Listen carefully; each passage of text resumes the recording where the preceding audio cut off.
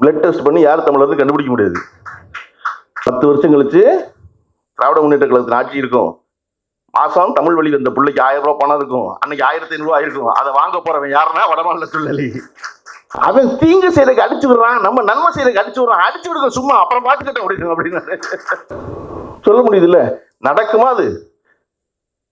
அவ்வளவு பெரிய கொலை நடந்து அந்த கொலைப்பழி திமுகவின் மீது விழுந்த பொழுது கூட திமுக டெபாசிட் இழக்காது. நீ சொல்றியே இவ்வளவு காரியங்கள் பண்ணிவிட்டு, இவ்வளவு 3 வருஷத்துல இவ்வளவு கூலிகள் சொல்லிவிட்டு, நான் சொல்றேன் முதல்வரை போல நம்ம போய் பேசுற மேடை பூரா சொல்லி சொல்லி என்ன ஏத்தணும்னா முதல்ல 200 சீட்டு கண்டிப்பா ஜெயிப்போம் அப்படின்னு சொல்லி பேசிக்கிட்டே இருக்கிற சம்பந்தம் அவர்களையும் முன்னிலை சொன்னது வந்து எனக்கு ரொம்ப பிடிச்சிருந்துச்சு. இந்த மேடையே ரொம்ப பிரமாதமான மேடை. நீங்க வந்து தமிழ்நாட்டுக்கு திராவிடம் என்ன செய்தது அப்படின்னு கேட்டான்னா அவனுக்கு இந்த மேடையை காட்டும், இதாண்டா செஞ்சிருக்கு அப்படின்னு. என்னன்னா அந்த துறை சார்ந்த பெஸ்ட் ஒருத்தர் இருக்காருல்ல, நம்ம அமலோத்பவநாதனை விட ஒரு சிறந்த ஆள் இருந்துட முடியாது. நீட்டை பத்தி பேசுவோம் சொன்னாங்க இல்லையா, அந்த துறை சார்ந்து பேசுவதற்கு இருந்துட முடியாது. ஜேர்னலிசம் பத்தி பேசுவதற்கு பன்னீர்செல்வத்தை விட ஒரு சிறந்த ஆள் தமிழ்நாட்டில் இருந்துட முடியாது. பொருளாதாரம் பத்தி பேசுவதற்கு ஜெயரஞ்சனும் எளிய விஷயங்களை ரொம்ப மிக எளிமையாக எல்லோரும் கொண்டு போய் சொல்வதற்கு இன்னமும் தன்னுடைய பேராசிரியர் தொழிலையே தொடர்ந்து கொண்டிருக்கும் சுபவீரபாண்டியன் அவர் வாழ்க்கை வாங்கினதெல்லாம் 50 வயசுல. ஆனா அதுக்கப்புறமும் தொடர்ச்சி தினம் வகுப்பு எடுக்கிறதுல தமிழ்நாடு பூரா போய் எல்லாருக்கும் புரியுற மாதிரி யாரும் கொட்டாய் விடாம அந்த வேலையை செஞ்சுட்டு இருக்க பேராசிரியர் சுபவீரபாண்டியன் அவர்களும் வழக்கறிஞர் மதிவதனி அவர்களும் தொழிலதிபர் இவரும் சம்பந்தம் இருக்காருல்ல, அதுதான் தமிழ்நாடு வந்து திராவிடம் செஞ்சது நான் நம்புறேன். இந்த புத்தகம் ரொம்ப சின்ன புத்தகம். மொத்த கடமை இவ்வளவுதான் புத்தகத்துடைய கடமை. ஆனா அது என்னன்னா, இந்த புத்தகம் ரெண்டுமே ஏன் ரொம்ப முக்கியம் நான் நினைக்கிறேன்னா, இன்னைக்கு தொடர்ச்சியாக நம்ம பொய்களையே கேட்டு கொண்டிருக்கிற இடத்துல இருக்கோம். துணிஞ்சு தைரியமா ஒரு பொய் சொல்றாங்க. பொய் சொல்லும் பொழுது நம்ம அது மறுக்க வேண்டியிருக்கு. பொய் சொல்றவன் சொல்லணும்ல, நான் எங்க சொல்றேன் என்ன நான் சொல்லவே மாட்டான். கேட்டதாக சொல்லுவான், சொன்னதாக சொல்லுவான். ஆனா நம்ம சொல்லும்போது நீ ஆதாரம் வையுமா மறுக்கிறதுக்கு, உண்மை சொல்றவன. அப்ப உண்மை சொல்றவன் இப்ப ஆதாரம் அவசியப்படுது. அந்த மாதிரி நேரத்துல ஜெயரஞ்சன் போட்டோட இந்த புத்தகம் ரொம்ப அவசியப்படுதுன்னா, ஒவ்வொன்றிலையும் டேபிள் போட்டு இத்தனை பர்சன்டேஜ் இவ்வளவு இருக்கான், இவ்வளவு வந்திருக்கான், இவ்வளவு சம்பாதிச்சிருக்கான். அதாவது வட மாநிலத்திலிருந்து வடகிழக்குல இருந்து வேலை செய்ய வந்திருக்கிற ஒருத்தமிழரை பத்தி மதிவதனி ரொம்ப விரிவா பேசினாங்க. அந்த தொழிலாளர்கள் எல்லாரும் எங்கிருந்து வந்தவன்ட்ட எவ்வளவு பேர்ட்ட அங்க சொந்த வீடு இருந்துச்சு, சொந்த வீடு இல்லாம வாடகை வீட்டுல இருந்து இங்க வந்தவன் எவ்வளவு பேரு, இங்க வந்ததுக்கு அப்புறம் யாரெல்லாம் வந்து எவ்வளவு சம்பாதிக்கிறான், சம்பாதிச்சதுல எவ்வளவு பணத்தை ஊருக்கு அனுப்புறதுனால என்ன பிரச்சனை தீர்ந்துச்சு, தீர்ந்ததுனால அவன் குடும்பம் என்னவானுச்சு, இப்ப அவன் என்னவாக இருக்கிறான் அப்படின்னு எல்லாமே பெர்சன்டேஜோட கள ஆய்வு செஞ்சு ஒவ்வொரு இடத்துலையும் ஆதாரங்களோடு ஒரு புத்தகம், இவ்வளவு சிறிய புத்தகம் நிறுவ முடியும்னா அவ்வளவு பேர் வாங்கி வச்சுக்க வேண்டிய புத்தகம் இந்த புத்தகம். காரணம், இது தொடர்பா எவன் எந்த பொய் சொன்னாலும் நம்ம ஜெயரஞ்சன் புத்தகத்தை எடுத்து போட்டுடலாம், இந்த இருக்குப்பா பாத்துக்கப்பா அப்படின்னு. நீங்க அந்த நான் வந்து சினிமாவிற்கு வந்து உதவி இயக்குனரை வேலை செஞ்சு படம் பண்ணுறதுக்கான வாய்ப்பு தேடிக்கொண்டிருந்த நேரத்தில் எனக்கு வந்து சத்யஜோதி ஃபிலிம்ஸ்ல வந்து அவங்க வந்து டிவிஎஸ் பைக்குடைய ஏஜென்சி வச்சிருந்தாங்க தாம்பரத்துல. அப்ப அதுக்கு ஒரு கார்பரேட் ஃபிலிம் பண்ணணும்னு சொல்லி என்னை கூப்பிடுறாங்க. கார்பரேட் ஃபிலிமுக்கும் ஃபீச்சர் ஃபிலிம் பண்றதுக்கு சம்பந்தமே இல்லை. ஆனா கார்பரேட் ஃபிலிம் பண்ணி கொடுத்தோம்னா பணம் கிடைக்கும். பணம் கையில வச்சிருந்தோம்னா இன்னும் கொஞ்ச நாளைக்கு கதை சொல்லி டைரக்ஷன் பண்ற வாய்ப்பை தேடலாம். ஸோ பணம் கிடைக்கும். ஏதோ ஒரு ஃபிலிம் தானே, பரவாயில்ல, அந்த படம் பண்றதுக்கு போயிட்டேன். போனா அங்க வந்து திசை புரியாம இருக்கு. மோட்டர் பைக்குங்கிறது அதே நம்ம வந்து ஆசை கனவு ஏறணும், கிக்கரை உதச்சோம், ஸ்டார்ட் பண்ணோம், ஓட்டணும், பெட்ரோல் தீர்ந்தா போட்டோம், மெயின்னா கீழே, ரிசர்வ்னா மேலே, இதை தவிர வேற ஒன்றும் தெரியாது மோட்டர் பைக்கை பற்றி. மோட்டர் பைக்கு ஒரு கார்பரேட் ஃபிலிம் எடுக்கணும்னு போனால் ஒன்றுமே புரிய மாட்டேங்குது. அது என்ன உற்பத்தி ஆகிற டிவிஎஸ்ல உற்பத்தி ஆகிறதுலேருந்து ஏஜென்சி வந்து விற்கிற வரைக்கும் ஒரு படம் எடுக்கணும். யாருக்கு? இந்தியா பூரா இருக்கிற டீலர்களுக்கு போட்டு காட்டுறதுக்கு. பைக் விற்கிறவர் அவர்கிட்ட வாங்குற ஒருத்தருக்கு ஒரு படம் போட்டு காட்ட விரும்புறாரு. அதை எடுக்க போறவன் யாரு? அதை பத்தி எதுவுமே தெரியாத நான். அப்பதான் நான் முதல்ல பைக் ப்ரொடக்ஷனுங்கிறது என்னன்னு படிக்க ஆரம்பிச்சேன். வாகன உற்பத்திங்கிறது என்ன, ஏன் செய்யறாங்க, எங்க இருந்து இது எப்படி டிராவல் ஆகி இங்க வருது, இதனோட இருக்கிற மிச்ச தொழில்லாம் என்ன, யாரெல்லாம் இவ்வளவு வேணுமா அந்த கார்பரேட் ஃபிலிமுக்கு வேண்டாம். ஆனா எடுக்கிற எனக்கு தெரியணும்ல. யாரை குறுக்க கேட்டுட்டா இப்போ இதெல்லாம் வச்சு ஒரு 15 நிமிஷம் படமா ஸ்கிரிப்ட் பண்றேன். ஸ்கிரிப்டை பண்ணிவிட்டு அது ரொம்ப ட்ரை சப்ஜெக்ட். ஸ்கிரிப்டை பற்றி இது யாருக்கு சொல்லணும்னா மறுபடியும் டிவிஎஸ் உடைய ஜெனரல் மேனேஜர் சொல்லணும், டிவிஎஸ் உடைய எம்டி சொல்லணும். ஐயோ அப்படின்ட்டு சரி பரவாயில்ல அதனால என்ன அப்படின்ட்டு அந்த 20 நிமிஷம் ஸ்கிரிப்டை ரெடி பண்ணிட்டு போனா வந்து கான்ஃபரன்ஸ் ஹாலில் வந்து அவ்வளோ பேர் கோட்டு சுட்டுலாம் போட்டு சுற்றி ஒரு 15 பேர் உட்காடுறாங்க. யாரும் டிவிஎஸ் உடைய ஆல் இந்தியா ஹெட்ல ஆரம்பிச்சு தமிழ்நாடு ஹெட்டு அப்படின்னு எல்லாரும் சேல்ஸ்ல இருக்கிற மார்க்கெட்டிங்ல இருக்கிற அவ்வளவு இருப்பாங்க ஒரு 15 பேர். நான் மனசுக்குள்ள நம்ம படிச்சுட்டோம், நமக்கு தெரியும், இப்போ 2 வீலர் ப்ரொடக்ஷன் தெரியும், இதை இவங்களை சொல்ல போறோம் அப்படி நான் முடிவு பண்ணது. இந்த 15 பேருக்கு ஒன்றும் தெரியாது. அப்படி முடிவு பண்ணிட்டு சார் ஓப்பன் பண்ணா சலசலன்னு ஓடுற ஒரு நீரோட குளித்தலை மாதிரி ஒரு ஊர் அப்படின்னு ஆரம்பிச்சு ஒரு 20 நிமிஷம் கதையை சொல்லிட்டேன். இதெல்லாம் நடக்க போகுதுன்னு சொல்லி முடிச்சோன்னே அப்போ வந்து சீனிவாசன் ஒருத்தர் அவர் தான் ஆல் இந்தியா இருந்தார். அவர் எதிர்த்து கைதட்டி என்னை கட்டி பிடிச்சிட்டு பைக் விற்கிறதே வேலையா இருக்கோம், நாங்கள் எங்களையே இவ்வளோ சுவாரஸ்யமான இந்த கதையை சொல்லிட்டேப்பா, ரொம்ப நல்லா இருக்குப்பா அப்படின்னாரு. அப்போ பக்கத்து உட்காந்து கேட்டார் சத்யஜித் தியாகராஜன். அந்த சீனிவாசன் பாராட்டினால்தான் எனக்கு சத்யஜித் தியாகராஜன் படம் கொடுத்தாரு. நான் கார்பரேட் ஃபிலிம் பண்ண போய் பைக் ஓட்டுற பற்றி படத்துக்கு போயிட்டான், எனக்கு ஃபீச்சர் ஃபிலிம் வாய்ப்பு இருந்துச்சு. ரொம்ப முக்கியம் என்னன்னா நம்ம மட்டும்தான் ஒரு வேலையை செய்ய போனா அதை பத்தி தெரிஞ்சுக்கணும், அதை பத்தி படிக்கணும், அதை ஒழுங்கா செய்யணும் அப்படின்னு நினைச்சு இவ்வளவு மெனக்கெட்டு வேலை செய்யறோம். அத ஜெயரஞ்சன் அசராம செய்யறாரு, தொடர்ந்து செய்யறாரு. பதிலுக்கு அவன் வச்சிருக்கான், புய் மட்டும் தான் வச்சிருக்கான். நான் ஒரு ஜெயரஞ்சன் சார்ட்ட பேசிட்டு இருக்கும் சொன்னேன், சார் பயங்கர டயர்டிங்கா இருக்கு, துணிஞ்சு போய் சொல்றாங்க. நம்ம வந்து ஒவ்வொன்றுக்கும் படிச்சு படிச்சு தெரிஞ்சுக்கிட்டு இப்போ எனக்கு நீட் சம்பந்தமா ஒரு குழப்பம் இருக்குன்னா எனக்கு அதை எமோஷனல் ஹேண்டில் பண்ண வரும். ஆனா அதை ப்ராப்பரா சொல்லணும்னா மறுபடியும் அமர் நான் டாக்டர் பேசுனதையோ எழுதுனதையோ எடுத்து படிச்சு போக வேண்டியது இருக்கு. அப்புறம் அது வந்து இது வாங்கி தான் போக வேண்டியது இருக்கு அப்படின்னு சொன்னப்போ ஜெயலலிதா சொன்னாரு, பள்ளிவன் அதெல்லாம் படிக்காதீங்க. அப்புறம் நீங்க அடிச்சு வைக்க விட்டாரு. என்ன சார் இப்படி சொல்றீங்க?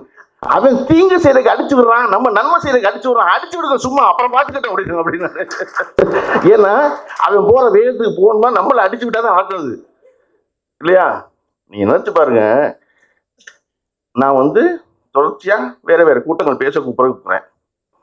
அப்படி தமிழ்நாடு ஸ்டார்ட் அப்ல இளம் தொழில் முனைவோருக்கு ஒரு தடவை பேச போனேன்.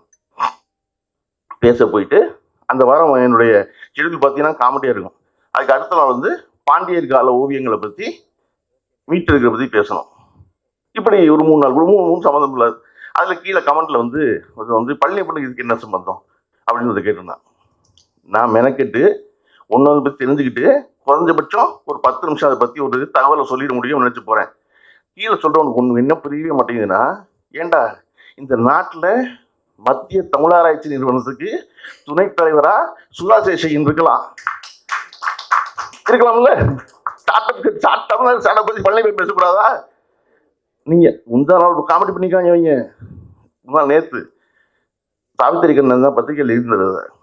அதாவது மத்திய தமிழாராய்ச்சி நிறுவனம் சுதா சேஷையின் தலைமையில அகத்தியர் நாள் கொண்டாடுறாங்களாம். அகத்தியர் யாருன்னா தமிழ் இலக்கணத்தை தந்தவராம். அப்ப தொல்காப்பியர் இல்லையா? நான் தொல்காப்பியர் நினைச்சுக்கிட்டு இருக்கேன் அப்படின்னா இப்ப எல்லாத்தையும் அகத்தியர் ஆகிட்டாங்க அவங்க. ஆனா மொத்த சங்கப்பாட்டு எடுத்து பார்த்தா எங்கேயுமே அகத்தியர் பேர் இல்லை, மொத்த தொல்காப்பியம் எடுத்து பார்த்தா எங்கேயுமே அகத்தியர் பேர் இல்லை. ஆனா மெதுவா பின்னாடி ஒன்னொன்னையா அகத்தியர் மேல ஏத்துறாங்க, அகத்தியர் தானே. இப்ப அந்த பொய்யெல்லாம் நம்ம போய் மறுக்கணும், இனிமே நம்ம போய் மறுக்கணும் உண்மையா. இந்த நேரத்துலதான் தொடர்ச்சியாக இந்த வேலைகள் செய்து கொண்டிருக்கிற சுபவீர பாண்டியனையும் ஜெயரஞ்சன் போன்றவர்களையும் நம்ம பத்திரமா பாதுகாக்க வேண்டியிருக்கு. ஏன்னா தரவு எடுத்து கொடுத்துக்கிட்டே இருக்காங்க, இந்த இருக்கு பாருன்னு. மதிவதனி வந்து என்கிட்ட பக்கத்துல உட்காந்துக்கிட்டு இந்த படிக்கிற தண்ணி வேணும்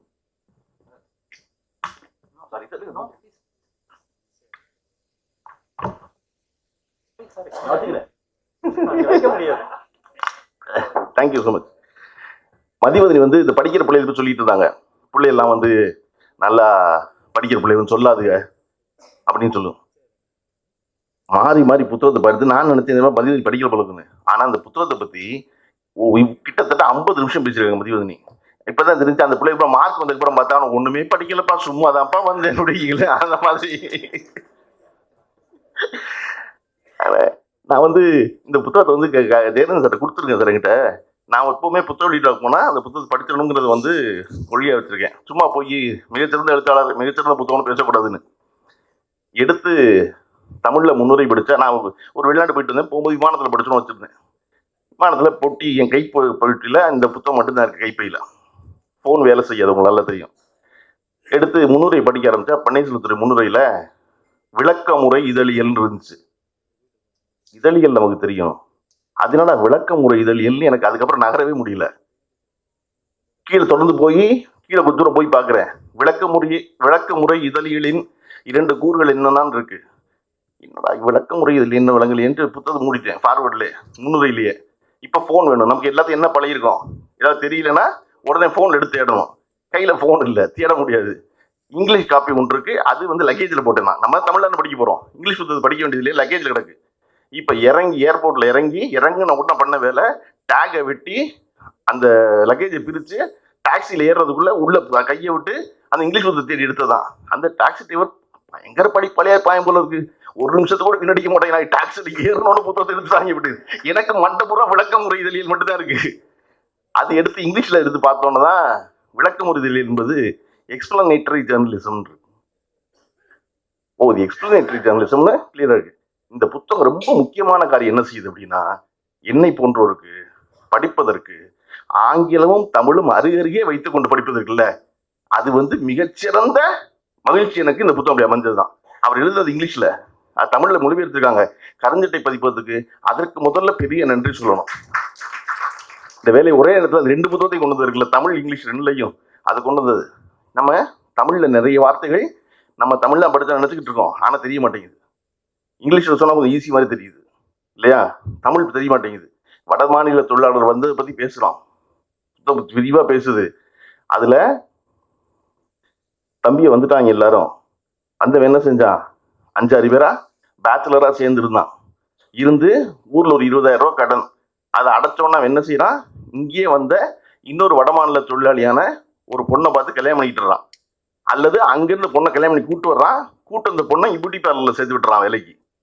2 பேரும் வேலைக்கு போகணும், குழந்தை பிறந்துருது. இப்போ 2 பேரும் வேலைக்கு போனால் குழந்தைய பார்த்துக்கணும், மறுபடியும் அங்கேருந்து அம்மாவை வர வைக்கிறான். இப்போ இன்னைக்கு இருக்கிறவன் ஒத்தையால வர்றவன் இல்லை, அவன் வந்து இங்கே ஊறி 10 வருஷம் ஆகி ஊர்லேருந்து அம்மாவை கூட்டுற அளவுக்கு வந்துட்டான். அசோக் பில்லர் சரவணபவனில் ஒரு தம்பி இருக்கான், அவன் வந்து டேபிள் துடைக்கிறதுக்கு வந்து 15 வருஷத்துல சூப்பர்வைசர் ஆயிட்டான். அவன் நல்லா அனுப்பான், வாங்க அப்படிமா, அவன் அண்ணாச்சியே கூப்பிடுற மாதிரி இருக்கும். அவன் தோல் நிறம் மட்டும்தான் அவனுக்கு மாத்திட்டு சொல்லி, மற்றபடி அது ஸ்லாங்கு எல்லாம் இப்படி ஆயிட்டான். அந்த மாதிரி இப்போ அம்மாவை கூட்டுற இடத்துக்கு வந்துட்டான். அம்மாவை கூட்டு அம்மா பிள்ளைய பார்த்துக்குது. அந்த வடமாநில தொழிலாளியின் குடும்பம் என்ன செய்யுது, பிள்ளைய 5 வயசுல கொண்டு போய் எந்த ஸ்கூல்ல என்ன லாங்குவேஜ் படிக்குது புள்ள, 10 வருஷம் கழிச்சு திராவிட முன்னேற்ற கழகத்தின் ஆட்சி இருக்கும், மாசம் தமிழ் வழி வந்த பிள்ளைக்கு 1000 ரூபாய் பணம் இருக்கும், அன்னைக்கு 1500 ரூபாய் இருக்கும். அதை வாங்க போறவன் யாருன்னா வடமாநில தொழிலாளி. இந்த மாற்றம் நிகழப்போதீங்க இன்னொரு 5 வருஷத்துல. அப்புறம் என்ன கண்டுபிடிக்க முடியாது, பிளட் டெஸ்ட் பண்ணி யார் தமிழர் கண்டுபிடிக்க முடியாது. நான் நம்மால் எங்க இருப்பான், நம்மால் வெளிநாட்டுல இருப்பான். அது இந்த புத்தகம் பேசுது. இந்த புத்தகம் ரொம்ப அழகு. என்னன்னா, நான் கார்பரேட் ஃபில்ம் பண்ணும்போது கதை சொன்னு சொல்லல இல்லையா, அப்படி ஜெயரஞ்சன் வெறுமனை வந்து டேட்டா மட்டும் கொடுக்காம அதுக்குள்ள நிஜ வாழ்க்கையில இருக்கிற கதைகள் சொல்றாரு, கள ஆய்வா. அதுல 2 விஷயம் ரொம்ப இருந்துச்சு. இம்ரான் ஒருத்தன் உத்தரப்பிரதேஷ்ல வர்றான், வந்தவன் ஒரு நாள் கூலி 250 ரூபாய்க்கு விளைச்சிடுறான். 180 ரூபாய்க்கு சேர்ந்தவன், 80 ரூபாய்க்கு சேர்ந்தவன், அப்புறம் 250 ரூபாய் வெல்டரு. மாசத்தம்பளம் கிட்டத்தட்ட 7500 ரூபா. அதே நேரம் ராமகிருஷ்ணன் ஒரு தம்பி, நம்மளு கரூர்ல இருந்து கிளம்பி இங்க வந்து சேர்றான் ட்ரெயினியா, அவனுக்கு சம்பளம் 7000 தான். உத்தரப்பிரதேசம் வந்தவனுக்கு 7500, இவனுக்கு 7000. ஆனா 7 மாசம் ட்ரெயினிக்கு அப்புறம் கரூர்ல இருந்து ராமகிருஷ்ணன் சம்பளம் 25000 ஆயிருது. இவனுக்கு இம்ரானுக்கு, உத்தரப்பிரதேசம் இம்ரானுக்கு கடைசி வரையும் 7500 ரூபாய் இருக்கு. அந்த 7500 பணம் சேமிச்சு 50000 ரூபாய் மிச்சம் பிடிச்சு அக்காவுக்கு கல்யாணம் பண்ணி முடிச்சதுக்கு அப்புறம் வேலை பார்த்த ஃபேக்ட்ரியில் வெல்ரா வேலை பார்த்த ஃபேக்ட்ரியில் ஒரு தகராறு ஏற்பட்டு சண்டை வந்து வெளியேறிடுறான். வெளியே போனால் அவன் கூட உட்காந்து சப்பாத்தி போட்டுருந்த பையன் சொல்கிறான், சும்மா தான் உட்காந்துருக்கேன், கன்ஸ்ட்ரக்ஷன் கம்பெனிக்கு வாங்குறான். எனக்கு என்ன ஒன்று வாங்கி தெரியாது, பெயிண்டர் வேலை செய்யி அப்படிங்கிறான். இம்ரான் வெல்ரா இருந்த ஒரு இம்ரான் பெயிண்டர் வேலைக்கு போயிடுறான். அவனுடைய நல்வாய்ப்பா அவன் எந்த கான்ட்ராக்டர் வேலை பார்த்தானோ அந்த கான்ட்ராக்டருக்கு ஒரு மாபெரும் பெயிண்ட் அடிக்கிற கான்ட்ராக்ட் கிடைக்குது. அவருக்கு உடனடியாக 50 பெயிண்டர் வேணும்.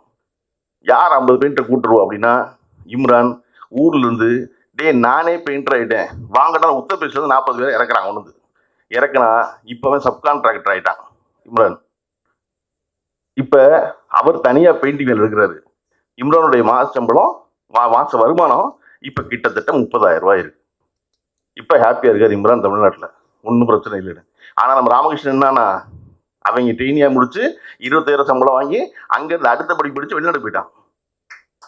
இதை வந்து இந்த புத்தகம் பேசிக்கிட்டே இருக்கு. அங்கே வந்த ஒருத்தர் என்ன செய்யறான், இங்கிருந்த ஒருத்தர் என்ன செய்யறான், இப்போ இவனுக்கு எவ்வளோ இருந்துச்சு அவனுக்கு எவ்வளோ இருந்துச்சு, எவன் வீட்டை விற்று இங்கே வந்தான் வேலை செய்ய, நம்மால் என்ன செஞ்சான் அப்படின்னு உங்களுக்கு வடமாநில தொழிலாளர் பற்றி இருக்க பார்வையும் தமிழ்நாட்டில் வாகன உற்பத்தி பற்றி இருக்க பார்வையும் முழுமையாக மாற்றும். நம்ம எல்லாரும் எல்லாத்தையும் தெரிஞ்சுக்க முடியுமா? தெரிஞ்சுக்க வேண்டிய அவசியம் இருக்கா? தெரிஞ்சுக்கிறோமா அப்படின்னா இல்லை. திரும்ப திரும்ப புத்தகம் படிக்கணும் ஏன் சொல்கிறோம்? எல்லாவற்றையும் பற்றி கொஞ்சம் கொஞ்சம் தெரிஞ்சுக்கலாமே. எனக்கு ஜெயரஞ்சனுக்கு ஃபோன் பண்ணுறதா, ஜெயரஞ்சன் ஃபோன் பண்ணாருன்னா பல சமயம் நான் எடுக்க மாட்டேன். ஏன் எடுக்க மாட்டேன்னா, என் தந்தைக்கு அடுத்தபடியாக எப்போ ஃபோன் பண்ணாலும் எடுத்த உடனே ஒருத்தர் என்ன சொல்லுவோம், ஹலோ தானே சொல்லணும். ஹலோ தான் பழக்கம் இல்லையா, வணக்கம் சொல்லலாம், ஹலோ சொல்ல மாட்டோம்னா. எடுத்த உடனே ஜெயரஞ்சன் வணக்கம் ஜெய அப்படிப்பேனா, அவர் என்ன புத்தகம் அப்படிம்பாரு. அவருக்கு புத்தகம் பேர் சொல்லணும். புத்தகம் சொல்லுன்னா இன்னும் அதை வச்சுக்கிட்டு இருக்கீங்க அப்படிப்பாரு. எங்க முதல் தாங்க ஃபோன் பண்ணிங்க, 2 நாள் எப்படி முடிக்கிறது? இல்லை அது என்னங்க 2 நாளைக்கு மேலே முடியுது. சரி சரி சரி சரி அப்புறம் வேற பேசுவேன்னு வச்சுங்களேன். என் தந்தை இன்னைக்கு வரைக்கும் ஃபோன் பண்ணாருன்னா, நான் சென்னைக்கு வந்து 30 வருஷம் ஆச்சு, எப்போ ஃபோன் பண்ணாலும் என்ன புத்தகம் படிச்சேன் பாரு. படிக்காத என் தந்தை ஒவ்வொரு முறையும் ஃபோன் பண்ணும்போது என்ன புத்தகம் படிச்சுன்னு கேட்காம முடிச்சதே இல்லை ஒரே ஆளில். அவருக்கு ஏதாவது புத்தகம் சொல்லணும், இந்த புத்தகம் நான் படித்தேன், அந்த புத்தகத்தை பற்றி பேசுது, என்ன சொல்லுது புத்தகம் அப்படிம்பாரு. என்ன பேசுனேன் அது பிறகு அவருக்கு சுவாரஸ்யம் தட்டினா எனக்கு ஒன்று வாங்கி அனுப்பும்பாரு, அது நான் ஒன்று வாங்கிக்கிறேன் பாரு. அப்படி என் தந்தைக்கு நிகராக தந்தையை போல ஒவ்வொரு தடவையும் ஃபோன் பண்ண போதெல்லாம் என்ன புத்தகம் எழுதி கேட்பாரு. அந்த புத்தகம் படித்து முடிக்கலாம், ஃபோன் எடுக்க மாட்டேன். ஐயோ வேண்டாம் அப்புறம் பேசிக்குவோம் ஜெயரஞ்சன். ஜெயரஞ்சன் வந்து மதியதனி சொன்னாங்க இல்லையா, ஜெயரஞ்சனை வந்து எனக்கு ரொம்ப நீண்ட காலமாக தெரியாது. பன்னீர் சார் வந்து கிட்டத்தட்ட 20 வருஷமா தெரியும் சொல்லியிருந்தீங்க. 2005 வந்து ஒரு இதுக்காக போனோம், அப்போ தான் நெருக்கம் பழக வாய்ப்பு கிடைச்சுன்னு. ஜெயரஞ்சனோட 20 ஆண்டு காலம் நட்பாக இருக்குங்கிற மாபெரும் சாதனை. அதுக்கே பன்னீர் சொல்லுறது முதல்ல பாராட்டணும் நம்ம. ஏன்னா ஜெயரஞ்சன் வந்து எந்த கணமும் எந்த பக்கம் பாய்வாருன்னு தெரியாது. நான் இப்போ பேசுகிறேன், மதிவதனி இவங்க பேசுகிறாங்க, எல்லாம் பேசும்போது ஜெயரஞ்சனாக என்னை தொடர்பு கொண்டு என்னை பாராட்டினது நான் அவர்கிட்ட கற்றுக்கிட்ட விஷயம் அது. அவங்களா நான் ஜெயரஞ்சன் எங்கே பேச போகிறேன்னா ஃபோன் பண்ணி நல்லா பேசுங்க சார், ஆனால் அவர் எனக்கு ஃபோன் பண்ணி ரொம்ப நல்லா பேசுகிறப்பா நீ இப்படி ஆரம்பிச்சார். எனக்கு அவர்கிட்ட என்ன ரொம்ப பிடிச்சதுன்னா, மதுரை சொன்ன மாதிரி நம்ம குணா கார்த்திகத்தில் வந்து இவங்கெல்லாம் வந்து ஒரு மாதிரி டெலிவிஷனில் வந்து அவர் கரெக்டாக கையாண்டுருவாங்க. இந்த தெரியாத ஆள் புதுசாக மாட்டிக்குவான்ல அப்படிம்பாரு, அவன் அதுலேயே பாதி பம்பிடுவான் அதுக்கே அப்படிம்பாரு. அதுக்குன்னா இப்போ என்ன பதில் சொல்றதுக்கு அப்படின்னு அது தெரியுமா சிவர் அவரு. அவன் கேட்க வேண்டிய கேள்வி இவரே கேட்பாரு, நீ என்ன கேட்கணும்னா அப்படின்னு சொல்லுவாரு. அவன் அப்படிமா அதுக்கு இவரே பதில் சொல்லுவாரு திருப்பி. இப்ப அவனுக்கு வந்து என்ன கேள்வி கேட்கணும்னு சொல்லி அதுக்கு பதில் சொல்லிட்டு கிளம்பி வருவாரு. எனக்கு இந்த கோவிட் காலத்துல வந்து ஒரு 5 வருஷத்துக்கு முன்னாடி நம்ம வந்து வெற்றிகரமான 5வது ஆண்டுல லாக்டவுன்ல, இந்த மாசம் தான் முதல்ல லாக்டவுன் போட்டது ஃபர்ஸ்ட் சைனால. நமக்கு இன்னும் 2 மாசம் இருக்கு, அடுத்த பிப்ரவரியில நிறைய நடந்தது என்ன. அப்ப லாக்டவுன் பீரியட் அப்ப டெய்லி வந்து ஒரு அரசு அதிகாரி, அதிமுக ஆட்சியில தான் எப்பவுமே வந்து சிக்கல்னு அவங்க வரமாட்டாங்கல்ல, அதிகாரி முன்னாடி தெளிவாங்க. அந்த அம்மா தான் வந்து டெய்லி இது பேசுறாங்க இவர் டெலிவிஷன்ல. அந்த மாதிரி பேசுது, அது யாருக்கு அது ஐஏஎஸ் தானே, ஓட்டு வாங்கின எங்க போனா அவன் வரமாட்டானா? இல்லை சார் ஐஏஎஸ். என்ன ஐஏஎஸ்? அந்த வருஷம் பரீட்சையில முதல் மார்க் வாங்கினா அவ்வளவுதானே அப்படின்னு என்னால மறக்கவே முடியாது. அதாவது ஐஏஎஸ் ரொம்ப தகுதி இல்லை, அந்த வருஷம் பரீட்சை 500 பேர்ல முதல் மார்க் வாங்கினவன் அவ்வளவுதான். அந்த வருஷம் முதல் மார்க் 10 மார்க்னா அவன் தான் ஐஏஎஸ். அத போற போக்குல என்ன ஐஏஎஸ் அந்த வருஷம் பரீட்சையில முதல் மார்க் வாங்கினவன் அவ்வளவுதானே அப்படி இப்படின்னாரு. அந்த மாதிரி ஒரு சட்டார்ற ஒரு திரிப்பில் ஒருத்தனை ஒதுக்குறது இருக்குல்ல, அது ரொம்ப அவசியம். அப்பதான் அவன் சும்மா இருப்பான். இல்லைன்னா வாட்ஸ்அப் ஃபார்வர்டு சொல்லிட்டு இருப்பான். எவ்வளவு தைரியமா இன்னைக்கு வந்து சொல்ல முடியுது பாருங்க, 200 தொகுதிகளில் திமுக டெபாசிட்ல இருக்குங்கிறவன் சொல்ல முடியுது இல்ல, சொல்ல முடியுது இல்ல, நடக்குமா அது? அவ்வளவு பெரிய கொலை நடந்து அந்த கொலைப்பழி திமுகவின் மீது விழுந்த பொழுது கூட திமுக டெபாசிட் இழக்காது. நீ சொல்றியே இவ்வளவு காரியங்கள் பண்ணிவிட்டு, இவ்வளவு 3 வருஷத்துல இவ்வளவு கூலிகள் சொல்லிவிட்டு, நான் சொல்றேன் முதல்வரை போல நம்ம போய் பேசுற மேடம் பூரா சொல்லி சொல்லி என்ன ஏத்தணும்னா, முதல்ல 200 சீட்டு கண்டிப்பா ஜெயிப்போம் அப்படின்னு சொல்லி கலைஞரை வெல்வேன் தாண்டுவேன் அப்படின்னு சொல்லாம செஞ்சுக்கிட்டு இருக்கவரு நம்முடைய முதலமைச்சர் ஸ்டாலின். நீங்க வந்து ஆட்சியில திட்டங்கள்ல எல்லாவற்றிலும் அப்படி என்னன்னா, அப்படி அவர் தாண்ட வேண்டியதா காலம் வழங்கியிருக்க வாய்ப்பு தான் நான் நினைக்கிறேன். 183 சீட்டு ஜெயிச்ச திமுக, அதுதான் பெரிய வெற்றி. அந்த வெற்றியை தாண்ட வேண்டிய இடத்துல நம்ம பொறுப்புல இருக்கோம், செஞ்சாதான். ஏன்னா கட்சி ஆரம்பிச்ச ஒருத்தர் நான் ஆட்சிக்கு வருவேன்னு சொல்லலாமா? இப்ப ஆரம்பிச்ச வருஷமே நீ ஆட்சிக்கு வந்துருவீங்களா? அது வந்து ஆணவ பேச்சு இல்லையா? அந்த 5 வருஷம் வேலை செய்வாங்களாம், எல்லா ஸ்கீமும் நல்ல ஸ்கீம் கொண்டு வருவாங்களாம். கொண்டு வந்த திட்டத்தை இந்தியா பூரா அவ்வளவு பேரும் காப்பி அடிப்பானாம். நம்ம கொண்டு வந்து அவ்வளவு பேரும் காப்பி அடிக்கிறான், அவ்வளவு பேரும் காப்பி அடிப்பானா. ஆனா நாங்க 200 சீட்டு ஜெயிப்போம்னு சொன்னா அது ஆணவத்தியமா உறுதியா ஜெயிப்போம் 200 சீட்டு அவ்வளவு பேரும் சொல்ல ஒரு கொடுத்துலையும். அதுக்கான வேலை செய்யறது ரொம்ப முக்கியம். அந்த திட்டத்தில் நமக்கு இதை போன்ற அறிவு சார்ந்த மனிதர்களும் உடன் இருப்பது என்பது பெரிய மகிழ்ச்சி எனக்குலாம். எனக்கு ஜெயரஞ்சன் திட்டக்குழுடைய துணைத் தலைவராக இருக்காரு.